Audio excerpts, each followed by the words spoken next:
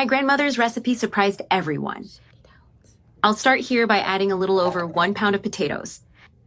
Already chopped, I have them here in my pot. I'll add 1 teaspoon of salt, and I'll pour in water just until the potatoes are completely covered. I'm using hot water to make cooking easier and faster. I'll add enough water to cover them well. I turn on the heat and cook until they are nice and tender. Meanwhile, I've added a bit of olive oil to the skillet. I add 1 chopped onion, preferably diced small, and 2 cloves of garlic, also finely chopped. I saute the onion and garlic until they're slightly golden. The garlic and onion are already sauteed. Now I add the meat to continue. I have a little over 10 ounces of ground beef. I'll brown this meat well too, along with the onion and garlic so it absorbs the flavors. Now it's well cooked in the skillet. The meat is now dry. Now we're going to season this mixture. I add salt, adjusting to taste.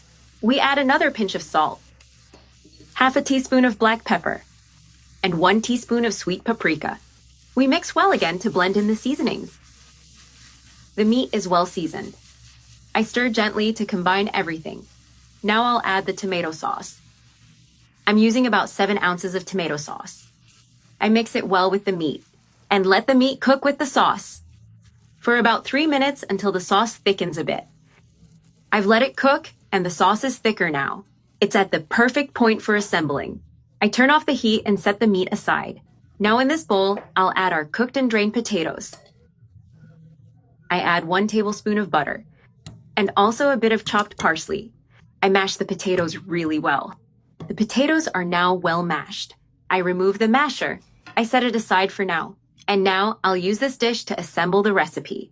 I drizzle a little olive oil on the bottom and spread it with a brush. I'll use this same dish to assemble everything practically. I've already spread the oil. Now I take a portion of the mashed potatoes. With my hands, I form a firm ball. The ball is formed.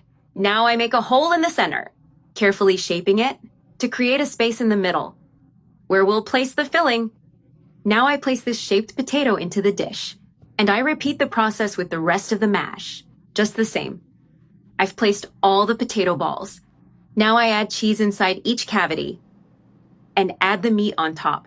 I also put a little inside the potato. The meat is now in the filling. Now I finish with more cheese on top. To melt and brown in the oven, add a good amount of cheese. It's all ready to go into the oven. Done. Now I bake it at 350 degrees Fahrenheit for 15 minutes. I've already taken it out of the oven. Now I'll take a portion to serve. Ready to serve.